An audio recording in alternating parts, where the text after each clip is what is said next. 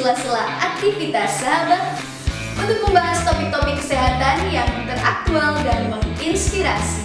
Selengkapnya kami rangkum dalam edukasi kesehatan kanker, pengobatan kanker, deteksi dini kanker, tips-tips seputar kesehatan, dan teknologi kesehatan masa kini.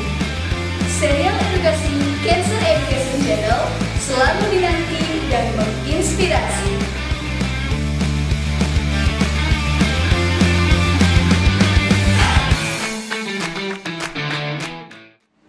Assalamualaikum warahmatullahi wabarakatuh. Selamat pagi sahabat semuanya. Selamat datang dalam acara Serial Edukasi Cancer Education Channel edisi ketiga Sabtu 18 Juli 2020. Pada kesempatan kali ini topik yang akan kami bahas yaitu penata laksanaan asma pada saat pandemi COVID-19 yang akan disampaikan oleh narasumber kami yaitu Dr. Musdalifah spesialis paru dan dipandu oleh moderator kami Dr. Fenty Endriani, Dokter Umum Rumah Sakit Onkologi Solo. Acara ini akan berlangsung selama 1 jam ke depan. Untuk sahabat semuanya, kami tunggu partisipasinya dan silahkan menyiapkan pertanyaannya pada kolom komentar untuk dialog interaktif. Acara ini disiarkan langsung oleh YouTube, Facebook, dan Instagram Rumah Sakit Onkologi Solo. Mari sahabat, langsung saja kita simak bersama serial edukasi Cancer Education Channel yang dipersembahkan oleh Rumah Sakit Onkologi Solo dan Solo Cancer Society. Assalamualaikum warahmatullahi wabarakatuh. Selamat pagi, sahabat Rumah Sakit Onkologi Solo dimanapun teman-teman berada, dan juga pemirsa di rumah. Selamat datang di Cancer Education Channel pada episode yang ketiga. Kali ini kita akan membahas tentang penata laksanaan asma pada saat pandemi COVID-19. Di sini bersama saya, Dr. Fenty, nanti yang akan menjadi moderator untuk konsulen kita, Dr. Musdalifah, spesialis paru. Beliau adalah dokter spesialis paru di Rumah Sakit Onkologi Solo. Hari ini kita akan banyak membahas mengenai asma, apa itu asma, kemudian gejala apa yang sering dialami oleh para pasien, dan apakah yang akan perlu dilakukan ketika gejalanya muncul, termasuk pada saat pandemi seperti ini. Oke, Dokter Musdalifah? Ya. Iya, bagaimana kabarnya, Dok? Alhamdulillah baik. Kemudian sudah mengandung juga, Dok, Iya. Supaya tetap fit. Ini hari ini, Dok, teman-teman di rumah kita akan banyak ngobrol tentang asma, karena juga banyak pasien-pasien sahabat Rumah Sakit Onkologi Solo yang mengalami asma begitu, Dok. Terutama saat pandemi, bagaimana mereka bingung nih, Dok. Kira-kira nanti di Dokter Musdalifah akan banyak menjelaskan. Ya. Dokter bisa mau mulai langsung? Ya, siap. Silakan. Ya. Terima kasih Dr. Fenty.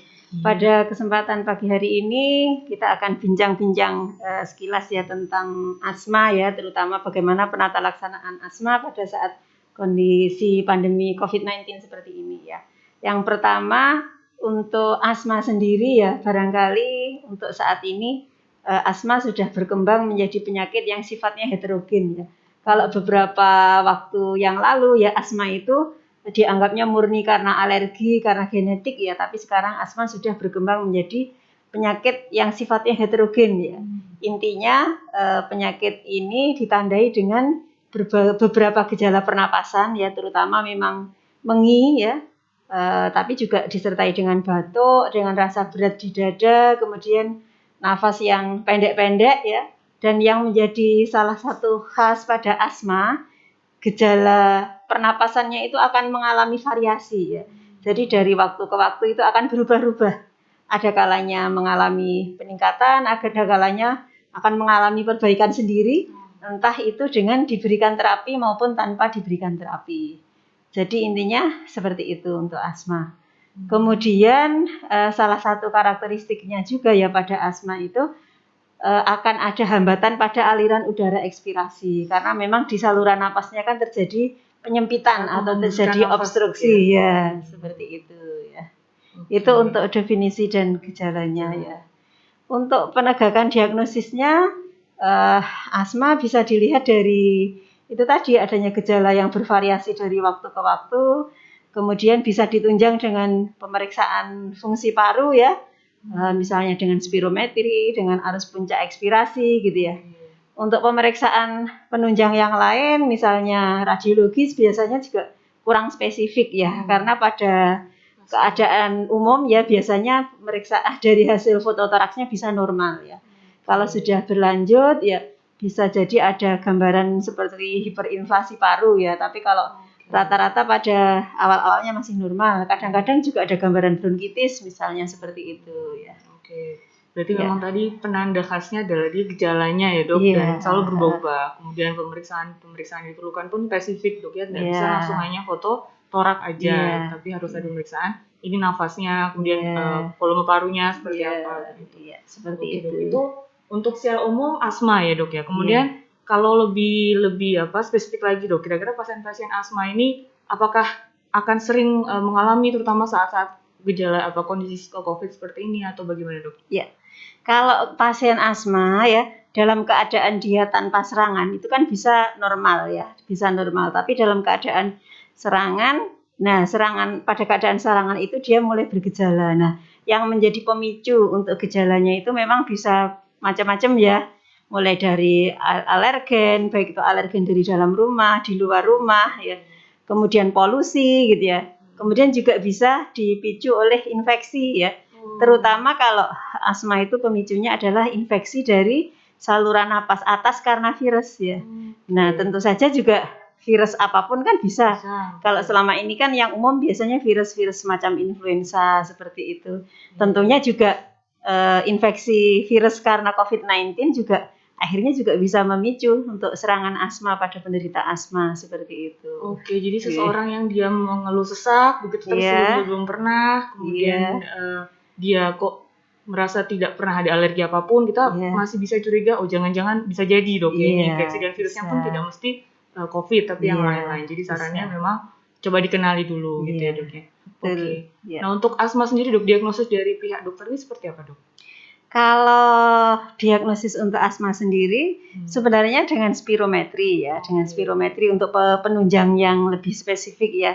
Tapi spirometri itu dilakukan pada keadaan stabil di saat tidak serangan. Karena kalau serangan kan manuvernya kan dia tidak bisa akurat. Jadi kan penilaian fungsi parunya kan dia tidak bisa maksimal gitu ya. Nanti bisa dilihat ada atau tidaknya gejala obstruksi itu dari spirometri itu. Nanti dilihat volume ekspirasi paksa 1 detik pertama dan perbandingan antara volume ekspirasi paksa 1 detik pertama dengan kapasitas vital parunya. Ya. Itu untuk spirometri. Kalau yang lebih simpel lagi ya bisa dilihat kalau bisa juga pada saat serangan dengan pemeriksaan peak expiratory flow atau untuk meriksa arus puncak ekspirasi. Itu juga untuk alatnya lebih simpel itu ya, bisa seperti itu. Jadi sebenarnya pemeriksaannya tetap harus dilihat ini seperti apa pola nafasnya, kemudian volume parunya. Iya, untuk ininya ada tidaknya hambatan aliran udara ekspirasinya itu loh, melihat ada tidaknya obstruksinya itu. Dan yang jelas kalau obstruksinya kan bisa berubah-ubah ya. Kalau misalnya dilihat dari pemeriksaan arus puncak ekspirasi, dia kan ada variasinya antara ketika dilihat pada jam-jam tertentu, antara pagi hari dengan sore hari dengan siang hari itu kan bisa berubah-ubah gitu ya. Kalau pada asma kan seperti mungkin kita bisa kasih info ke teman-teman di rumah. Ekspirasi itu adalah kalau kita keluarkan nafas ya dok ya. Iya. Jadi kan kalau kita tarik nafas itu inspirasi. Kalau kita hembuskan nafas itu ekspirasi. Iya. Nah kalau di diagnosis pastinya adalah dengan mengukur itu dok ya, ketika dihembuskan. Sebenarnya bukan pasti sih, tapi penunjang saja. Ya. Tetap dikombinasikan dengan gejalanya. Terus kemudian juga itu tadi pola penyakitnya itu kan tetap dikombinasikan dengan itu. Berarti nggak bisa misal seorang mengaku, oh saya sesek nih, apa gitu terus saya pasti asma gitu nggak bisa dok ya. Tidak selalu sesak itu asma, tidak selalu mengi itu asma ya. Karena masih ada diagnosis banding dengan penyakit yang lain gitu ya. Iya, jangan sampai ini ya keliru dok ya. Oke, ini sudah mulai ada gambaran asma itu apa, kemudian kita sepertinya bisa mengenali asma itu sejak awal ya dok ya, kemudian nanti akan ada terlaksana lebih awalnya. Nah ini sebelum kita melanjutkan ke sesi berikutnya, kita akan lihat teman-teman yang mau lewat berikut ini. Silakan, sampai ketemu lagi.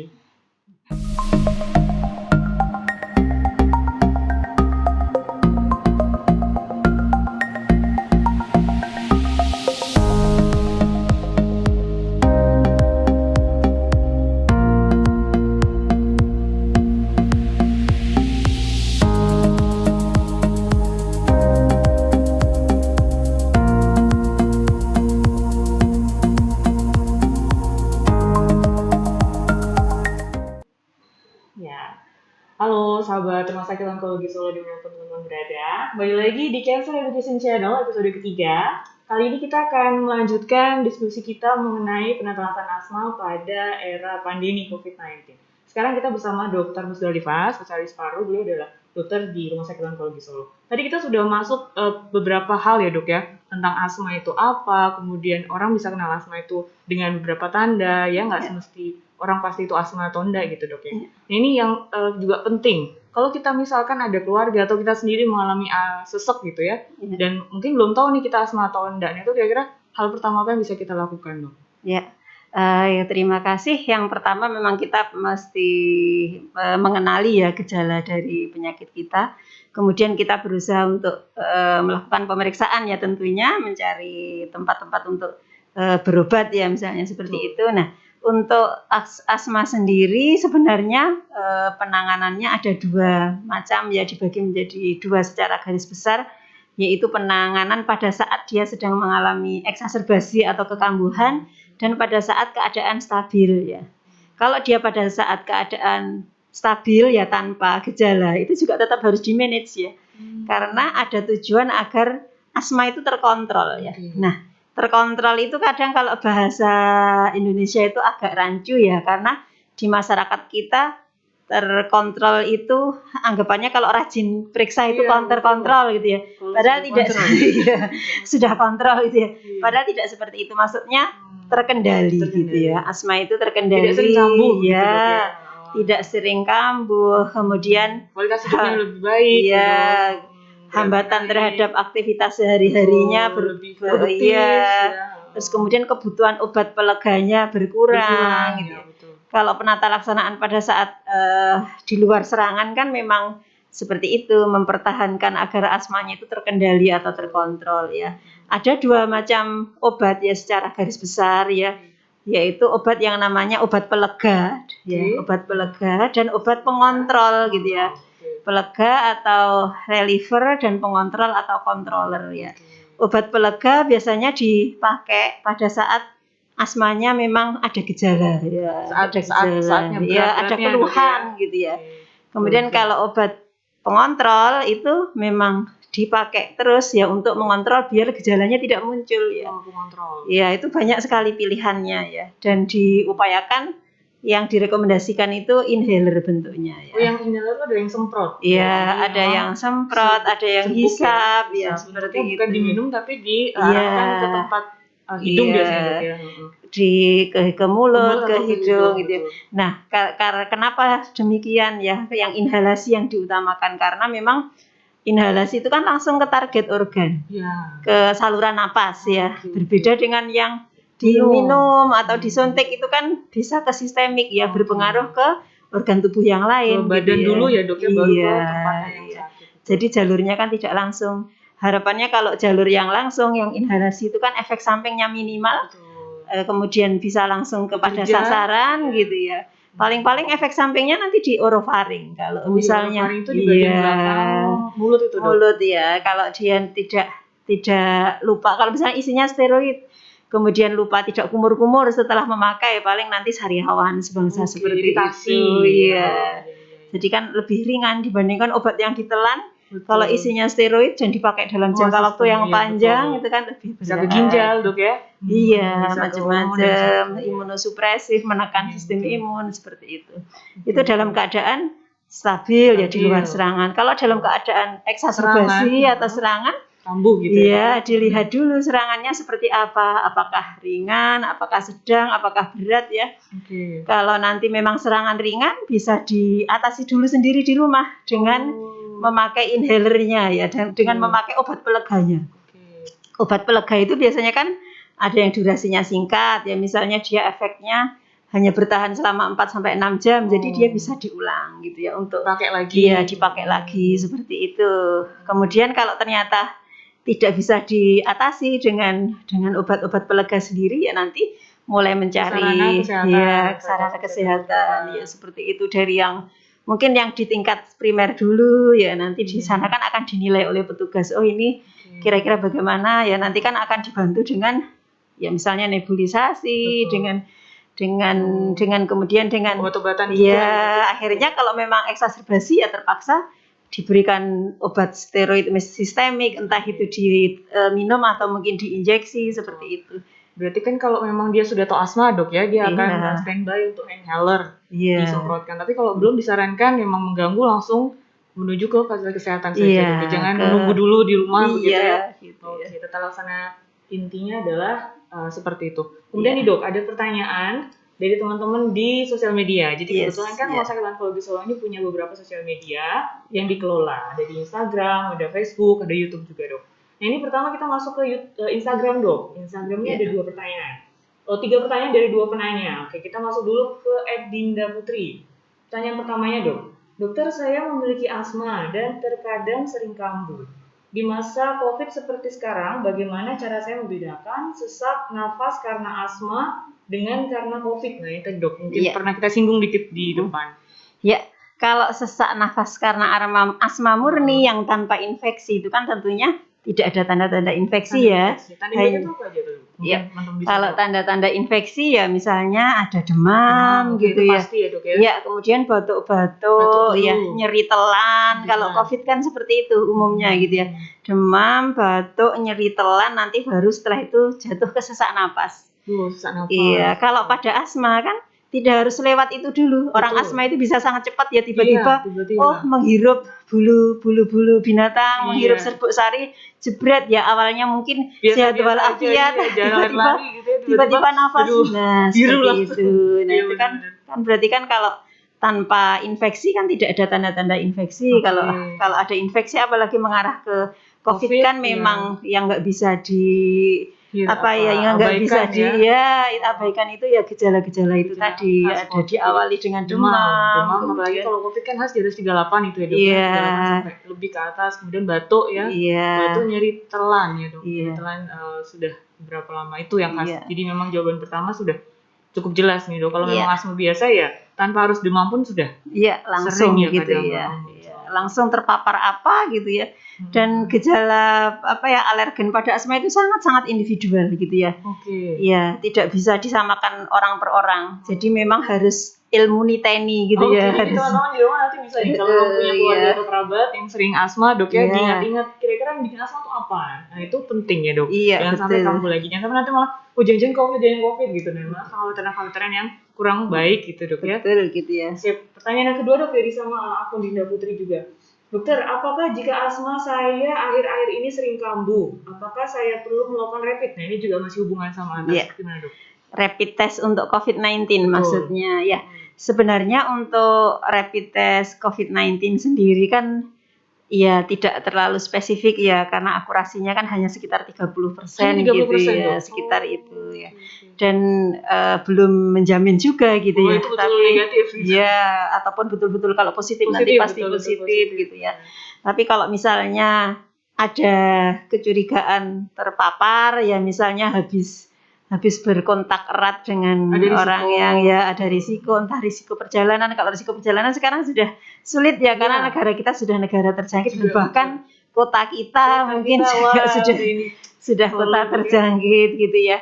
Jadi kalau memang ada risiko untuk kewaspadaan monggo kalau mau rapid. Meskipun tidak menjamin nanti akan seperti apa gitu ya. Ya seperti itu karena memang akurasinya hanya sekitar 30% tadi dan sekarang di pedoman revisi pedoman dari Kemenkes yang kelima itu memang tidak direkomendasikan lagi rapid itu sudah dieliminasi untuk diagnostik hanya untuk keperluan penyelidikan epidemiologi dan untuk syarat gitu ya. perjalanan dok ya. Iya itu Harus melampirkan tiket pesawat Iya. gitu ya. Tapi kalau untuk diagnosis Iya. pasti dia Ya tidak tetap PCR disarankan, ya. tetap PCR utama. Betul gitu ya. Dan Oke. sekarang begini karena COVID-19 itu kan juga mulai bervariasi ya, Bervariasi mulai gejalanya. dari asimptomatik, kemudian gejala ringan, gejala sedang, gejala berat. Jadi memang tetap saja kalau memang ada risiko, ada kecurigaan ya masuk dalam kriteria suspek nanti direkomendasikannya dengan swab nasofaring untuk Nasofaring. pemeriksaan PCR-nya ya Oke, seperti jadi itu. untuk yang pertanyaan kedua ini cukup tricky dok ya, apakah Iya. ini perlu dilakukan rapid test atau tidak? Tadi tergantung ada risiko atau enggak untuk pasien-pasien yang mengalami asma. Kemudian disarankannya malah bukan lagi rapid test, melainkan kalau bisa di swab Iya. langsung gitu dok ya. Jadi teman-teman di rumah untuk Dinda Putri, saya lihat pertanyaannya dua ini cukup jelas ya dok, sudah Iya. dijawab. Kemudian Mungkin sedikit tambahan ya. Silakan dok.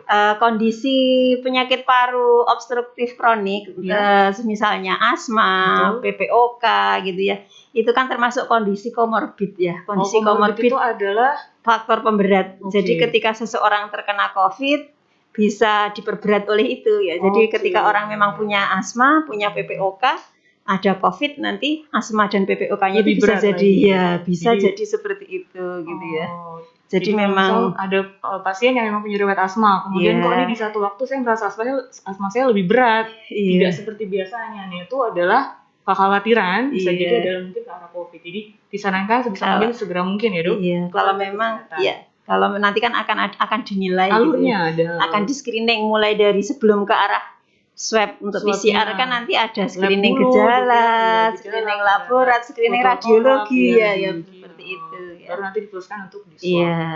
Oke, benar dokter. Ini pertanyaan dari akun kedua dok, dari Putra Fajar. Apa namanya? Putra ini bertanya, olahraga apa yang cocok untuk seorang pengidap asma? Mohon Iya. penjelasannya dokter. Oke. Ya. Terima kasih ya. Penderita asma memang direkomendasikan untuk olahraga ya, karena itu kan untuk melatih otot-otot Otot. pernapasannya ya. Kalau dulu mitosnya kan renang itu kan bagus ya. renang, dok. Gimana? Boleh saja renang, Boleh. asalkan memang dia tidak alergi dengan dingin, tidak alergi Iya, dengan iya. air ya, karena kolam renang kan nggak semuanya air hangat ya misalnya. Dan satu kolam kan untuk orang-orang Iya, dok. gitu Nah, ya. itu. Intinya begini, olahraga apapun sepanjang bisa meningkatkan kebugaran buat dia ya, baik itu untuk kebugaran otot-otot napasnya maupun untuk proses pernapasannya gitu ya. Yang jelas senam asma ya, yang nomor Senam satu asma. ya, senam asma. Nanti kalau misalnya di sini mau merintis senam asma ya Betul. mungkin Senang terus asma ya, Iya. teman-teman mungkin. senam asma itu gerakannya kan sangat smooth ya, sangat smooth, simultan mulai dari melatih anggota gerak, kemudian otot-otot dada, otot-otot perut, kemudian juga melatih pernapasannya seperti iya. itu. Dan ini enggak terus ada mulai dari gerakan Ini nggak langsung dibujuk gitu, kayak ada pemanasan, tahapan, terus ya. kemudian gerakan inti, pendinginan, aerobik, ya. pendinginan ya seperti itu. Memang kalau yang paling direkomendasikan sudah Senam. sudah dirumuskan oleh ahli ya senam asma. Kalau misalnya di luar itu gitu ya, monggo olahraga yang lain asalkan memang itu cocok ya dan tidak berkait dengan alerginya gitu ya. Oke, dan nggak boleh high intense ya. Nah, dok, ya? betul. Nah, sekarang kan juga ada exercise induced asthma ya. Nah itu, saya mau baca itu dok. Makanya. Jadi asma justru eksaserbasinya karena kambuhnya karena habis exercise. olahraga Nah, gitu. lah, kalau seperti itu ya jangan, ya berarti Bukan, harus hati-hati dihindari gitu lah ya. sebisa Kayak mungkin. Apalagi kan sekarang lagi musimnya olahraga sepeda nih dok. Iya. Nah itu gimana dok? Ya tetap Apa-apa ya? dicoba aja ya, dicoba Coba. saja ketika mungkin tidak harus langsung ya, tidak harus langsung. Kadang-kadang kalau seperti itu kan dengan pertemanan ya, mungkin gengsi atau Iya, mungkin itu. apa kayak gitu. Kalau memang punya dasar asma ya hati-hati dulu, Hati-hati. dicoba dulu. Oh kira-kira Dicoba sendiri saya dulu, ya, cocok atau enggak, saya gitu. bisanya segini gitu ya, dengan kecepatan segini, dengan jarak segini, itu harus dicoba-coba. Jangan dulu. diikuti aja dok. Iya. Apa-apa ternyata nanti malah. Betul gitu ya. Oke, teman-teman, ini kita masuk tadi pertanyaan dari Instagram. Sudah banyak ya deh pertanyaan yang sudah dijawab juga cukup jelas dari Dokter Musdalifah. Ini sebelum kita lanjut, karena masih juga banyak yang lain yang bertanya di akun media sosial kita mau ada yang kenalan dulu nih. Oke, sebelumnya kita akan mulai lagi setelah ini.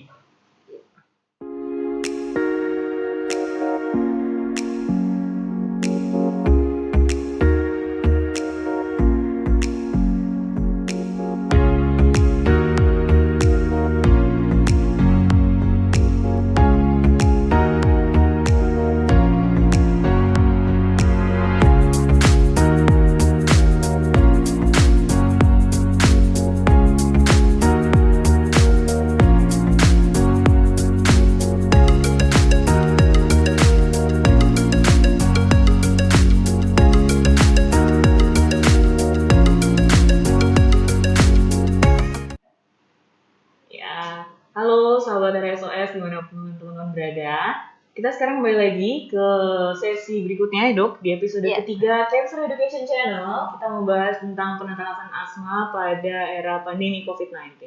Tadi sudah banyak juga kita bahas pertanyaan dari teman-teman di akun media sosial kita Instagram. Nah ini dok, sekarang ada lagi pertanyaan di akun media sosial Facebook. Iya. Sudah berapa yang antri? Kita coba pilih ya dok ya. Ini Iya. sudah dipilih, kemudian yang pertanyaannya ada dari dua akun, dari dua pertanyaan. Pertanyaan pertama, dokter, apa saja makanan yang bisa menyebabkan asma? Mohon Iya. penjelasannya. Kalau makanan ya kalau secara umum gitu ya, secara umum makanan yang kalau dari buah-buahan biasanya yang bergetah ya, misalnya Bergetah. ya misalnya mangga seperti itu ya.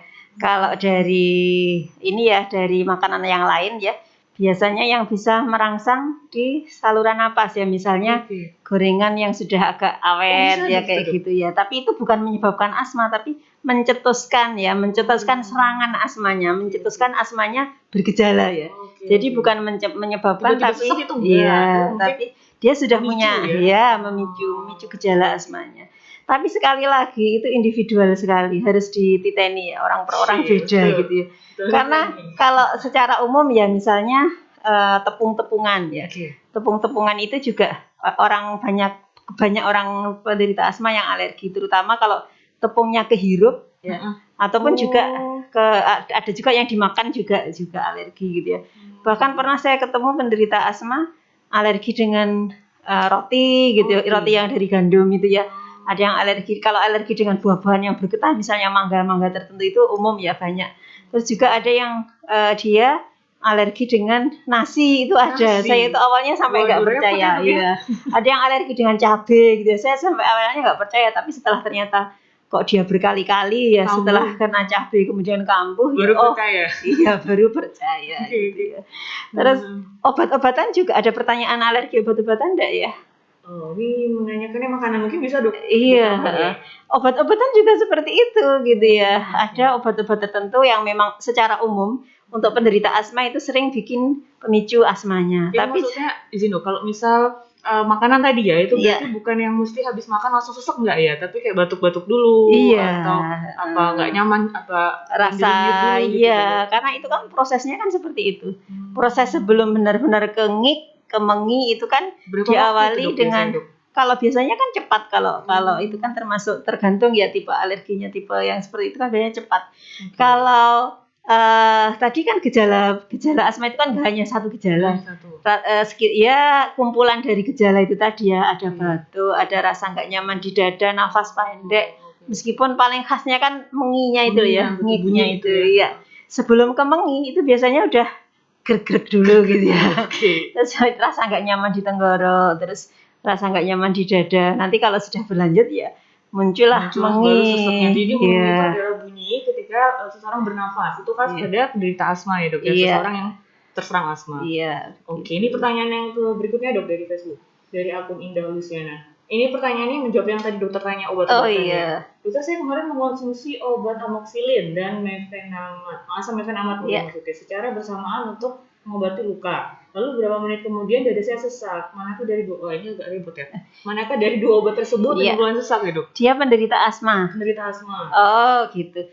Kalau penderita asma tidak ada riwayat alergi obat-obatan ya, secara umum NSAID obat-obat antiinflamasi yang non steroid itu memang sering memicu sesak ya. Jadi itu asam mefenamatnya. Iya, kemungkinan itu ya. Kalau alergi antibiotik biasanya kan sudah terkenali dari Betul, kecil ya. ya, karena sudah sering pakai ya amoxicillin, itu pastilah dari Iya, kecil kita sudah dimana-mana terpapar ya dengan amoxicillin. Puskesmas ya dok. Iya, kalau saya kemungkinan dari NSAID-nya, dari asam mefenamatnya. Karena secara umum memang dia yang bisa mencetuskan obstruksi di saluran napas, bisa lebih mudah menyempitkan saluran napas itu ya. Tapi juga nggak semua Seperti individu dok ya. Iya, bahkan kalau obat-obatan itu ada orang yang alergi dengan obat anti alergi. Orang penderita asma itu alergi dengan obat anti alergi. Dengan cetirizine itu ada yang alergi ya kan. Kadang kan nggak percaya ya. Kemarin beberapa waktu yang lalu ya, mungkin sekitar 6 bulan yang lalu ya, saya ketemu penderita asma sudah di bangsal itu ya. Dia alergi dengan salbutamol. Padahal tahu Waduh, sendiri, itu salbutamol itu kan ini pertama. bronkodilator ya, untuk obat untuk melebarkan saluran napas ya. Pada saat nah dia sudah bilang itu dia sudah tahu saya alergi salbutamol gitu ya.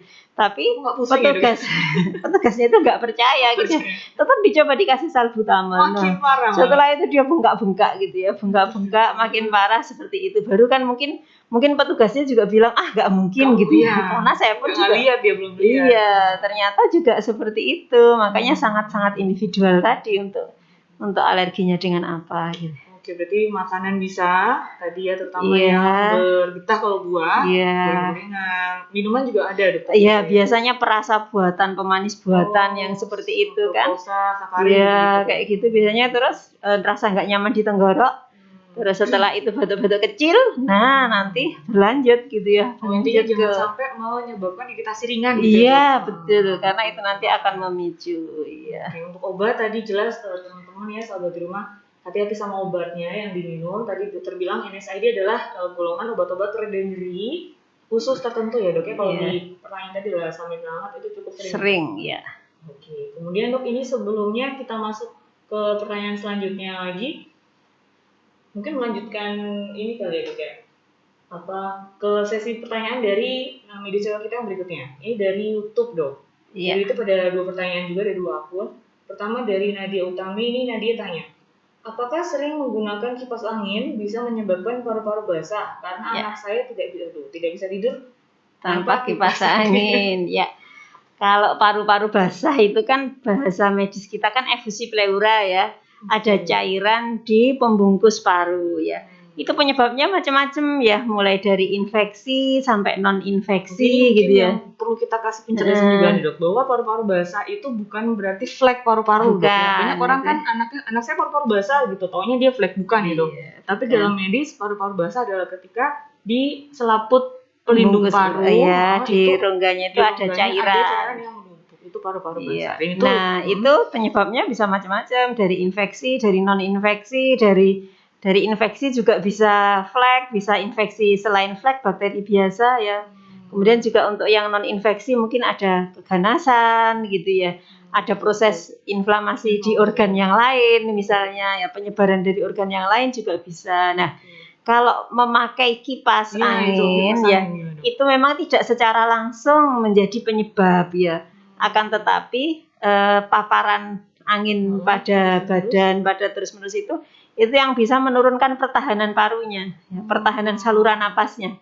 Jadi bisa melemahkan pertahanan saluran napasnya. Nah, kalau pertahanan saluran napasnya sendiri sudah lemah, berarti kan otomatis akan lebih mudah ya nanti kalau ada infeksi, ada inflamasi seperti itu. Nah, dok, saya mau tanya, paparan yang terus-menerus itu radius berapa meter kah atau selama berapa lama itu dok? Kalau itu sebenarnya tidak ada, belum ada patokan pasti, tapi yang jelas diarahkan secara langsung seperti itu ya.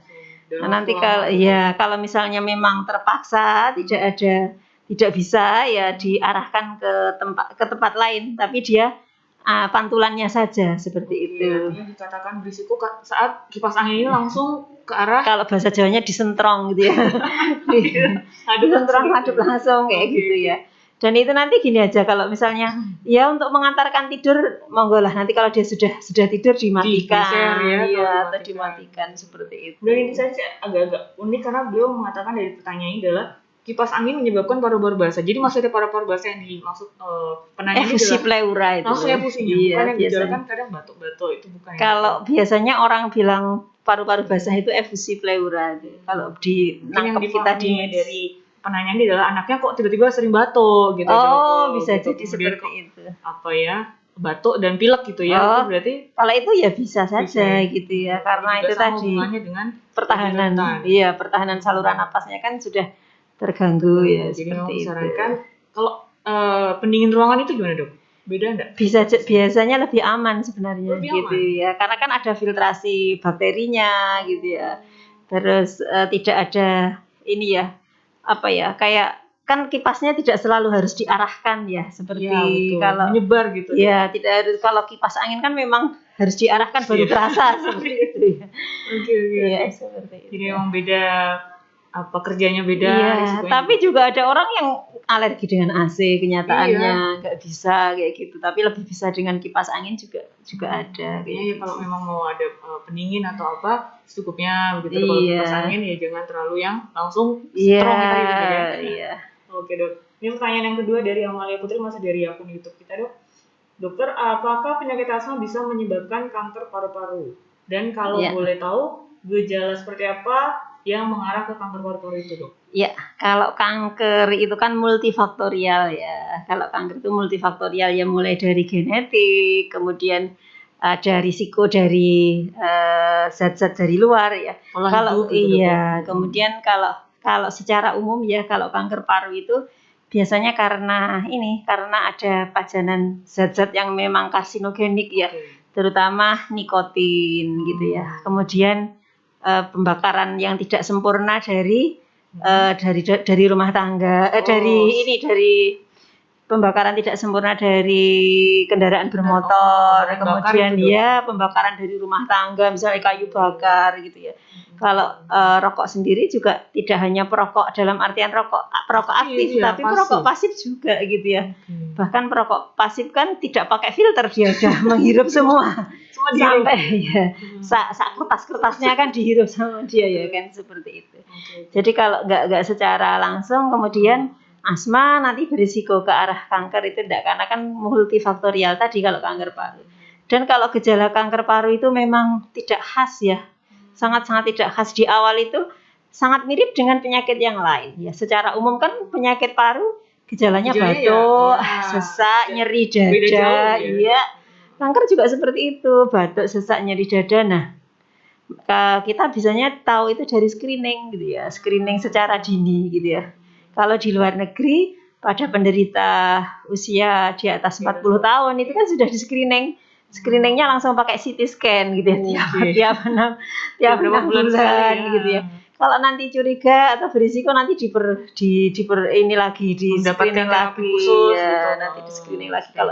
Nah, screening itu kan mahal. Kalau di tempat kita kan kalau sudah ada gejala, sudah difoto diperiksakan lengkap. Nah, di foto toraks kok ada sesuatu baru ini.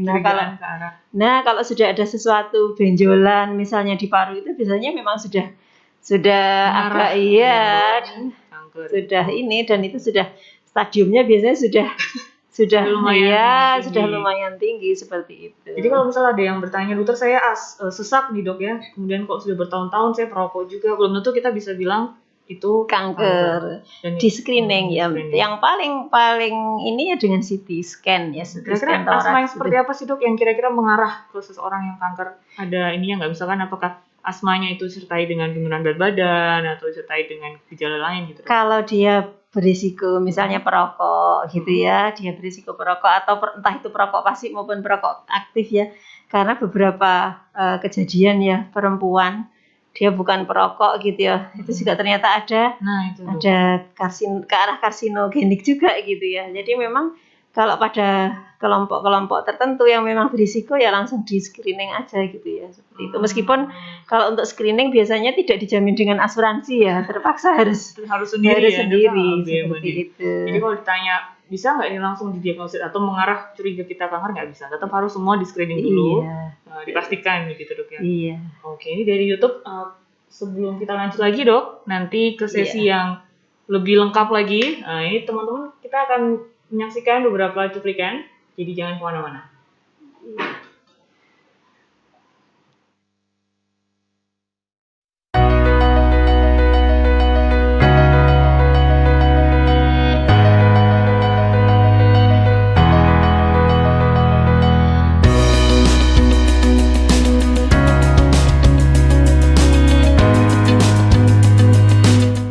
Kembali lagi dengan kita, saya Dr. Fenty dan ini Dr. Musdalifah. Dalam Cancer Education Channel, episode ketiga, kita akan bahas penata laksanaan asma pada era pandemi COVID-19.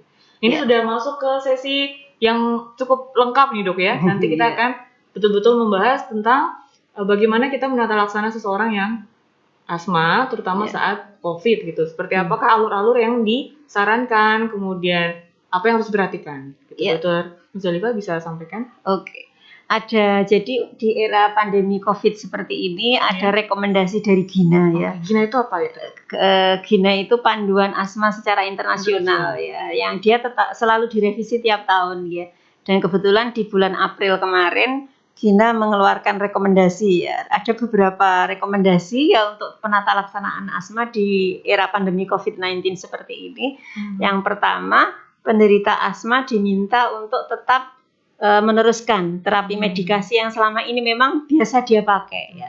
Entah itu terapi inhalasinya ya, maupun terapi oral ketika memang ada tambahan untuk terapi oralnya ya, seperti itu. Terus kemudian di yang kedua rekomendasinya dari GINA, penderita asma diminta untuk punya rencana aksi ya. Rencana aksi asmanya itu seperti apa gitu ya. Bagaimana dia akan memantau gejala hariannya. Jadi kan harus tetap waspada ya. Termasuk juga kapan dia harus mendatangi tempat-tempat layanan medis, kan harus hati-hati juga gitu ya.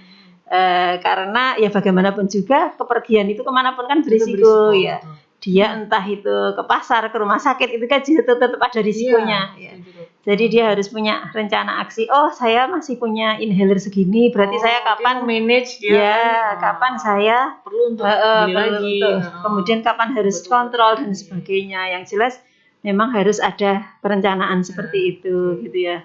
Terus kemudian ini penderita asma itu kan biasanya punya inhaler gitu ya. Punya inhaler, entah itu inhaler yang sifatnya sebagai pelega maupun sebagai pengontrol. Nah, di era pandemi COVID seperti ini, kalau dia misalnya sudah terbiasa memakai itu, maka dia sangat-sangat tidak diizinkan untuk berbagi inhaler kepada siapapun gitu ya. Pada bisa, Dok. Iya, kalau kadang-kadang kan dablek gitu ya. Sebenarnya juga idealnya enggak, tapi kenyataannya kan pasien itu kadang kadang kan kalau asma itu kan kadang grup ya, sekeluarga itu ada beberapa. Betul, punya aku habis, aku minta punyamu dulu, belum sempat beli, belum sempat kontrol misalnya. Tapi di era pandemi COVID-19 seperti ini tidak direkomendasikan untuk berbagi inhaler. Jadi harus masing-masing punya masing-masing, karena kan itu bagaimanapun juga media untuk transmisi ya. Seperti itu. Terus kemudian rekomendasi selanjutnya, di era seperti ini tidak dianjurkan untuk langsung tata laksana dengan nebulizer.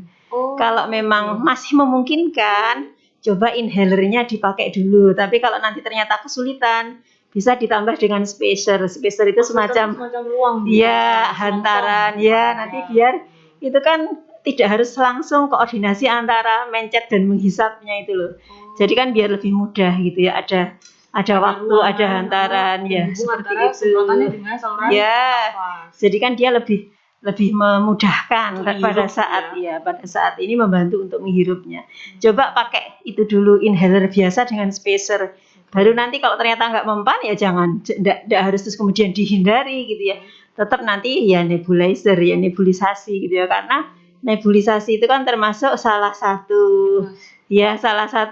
hal yang bisa menimbulkan produk aerosol ya, meskipun itu masih perdebatan ya, tidak sekuat kalau intubasi dan lain-lain itu. COVID ini menyebar lebih mudah melalui droplet dan produk aerosol. Nebulisasi itu salah satu teknik untuk nebulisasi tadi ya. Iya, kan bisa memproduksi aerosol, tapi juga sebenarnya aerosolnya itu kan aerosol dari mesin, bukan dari pasien. Ya, cuman kan karena bercampur itu.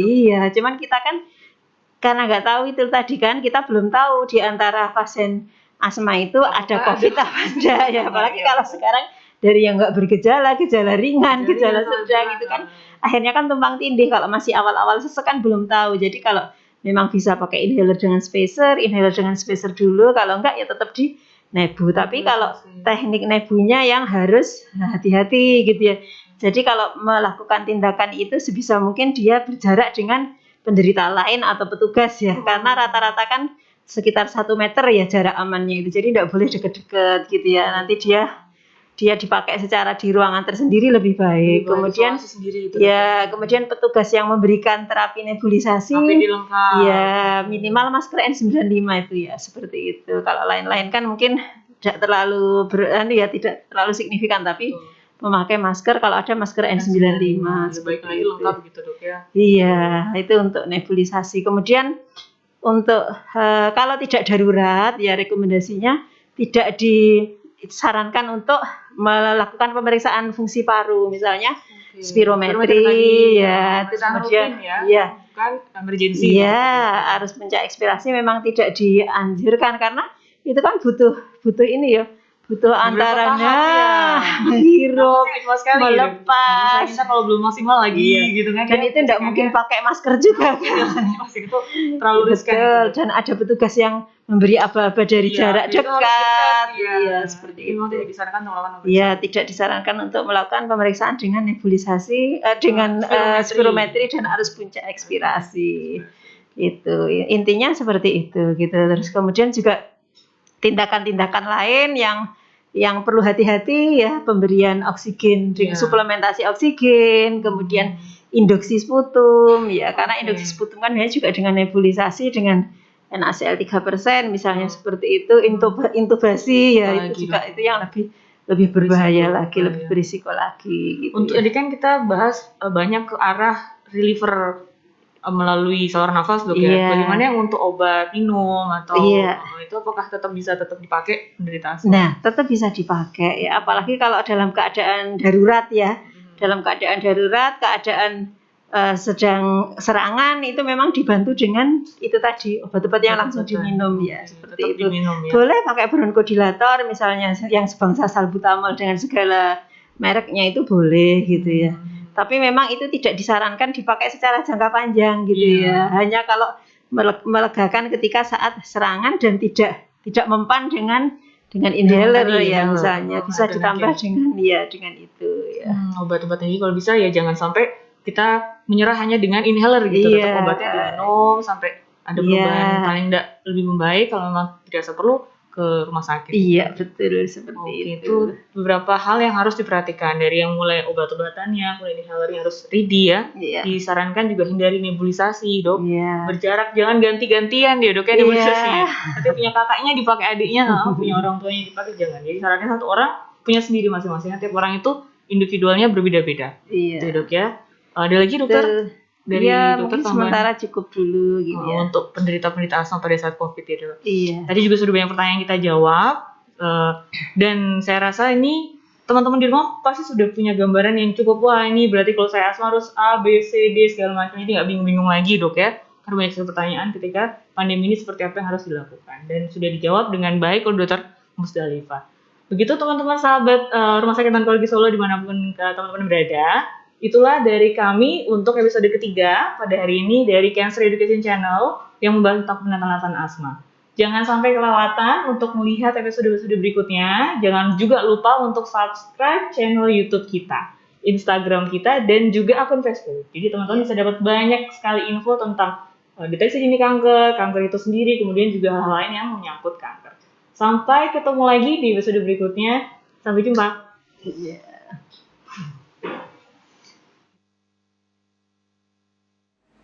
Demikian sahabat, telah kita saksikan bersama serial edukasi dengan topik penata laksanaan asma pada saat pandemi COVID-19. Semoga dapat memberikan manfaat dan membuat kita sadar akan pentingnya menjaga kesehatan pada masa pandemi. Terima kasih sudah menyaksikan dan berpartisipasi selama acara berlangsung. Dan untuk pertanyaan-pertanyaan yang belum terjawab, akan kami jawab satu persatu pada sesi khusus. Bagi sahabat yang belum berkesempatan menyaksikan live streaming ini, akan kami repost pada channel YouTube Rumah Sakit Onkologi Solo dan Cancer Education Channel. Jangan lupa untuk selalu mendukung channel kami dengan memberikan like, share, komen, dan subscribe, karena dukungan sahabat sangat berarti untuk kami. Serial edukasi Cancer Education Channel selalu dinanti dan menginspirasi. Wassalamualaikum warahmatullahi wabarakatuh. Serial edukasi Cancer Education Channel hadir di sela-sela aktivitas sahabat untuk membahas topik-topik kesehatan yang teraktual dan menginspirasi. Selengkapnya kami rangkum dalam edukasi kesehatan kanker, pengobatan kanker, deteksi dini kanker, tips-tips seputar kesehatan, dan teknologi kesehatan masa kini. Serial edukasi Cancer Education Channel